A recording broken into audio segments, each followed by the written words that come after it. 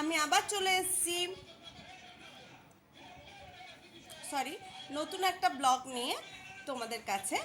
তো যাই হোক, তোমাদের সাথে গল্প করতে আমার খুব ভালো লাগে। তো আমি একটু আগে অফিস থেকে ফিরলাম, তো আমার খুব খিদে পেয়েছিল। তো আমি দুটো জিনিস নিয়ে এসেছি, নিয়ে এসে বানিয়ে সেটা খেলাম। সেটা কি জিনিস তুমি জানো? না, এখন বলবো না, তোমাদের একটু পরেই বলবো। তো তার আগে তোমাদের সাথে একটু গল্প করি।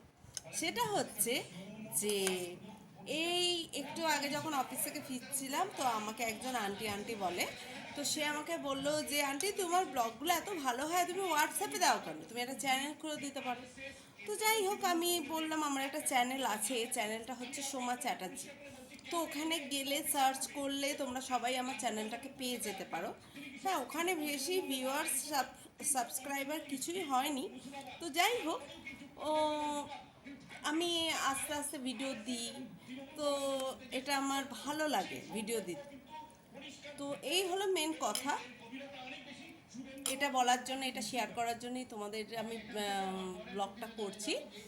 উম, তো যাই হোক, কদিন আগে তো আমার মনটা খারাপ ছিল, বললাম। সেদিন আমি একটা জায়গায় গিয়ে আমার মনটা খুব ভালো হয়ে গেছে। বাচ্চাদের মধ্যে জানো তো ভগবান আছে। বড়রা যতই শয়তান হোক না কেন, কিন্তু বাচ্চাদের মধ্যে ভগবান আছে। বাচ্চারাদের মধ্যে থাকলে ভগবানের অস্তিত্ব পাওয়া যায়। বুঝতে পেরেছো?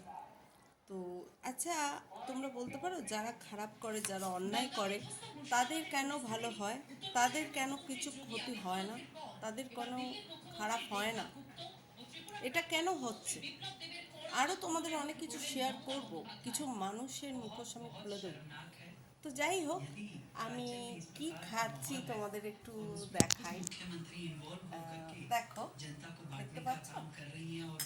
তো এটা আমি তোমাদের ব্যাক ক্যামেরায় দেখাবো।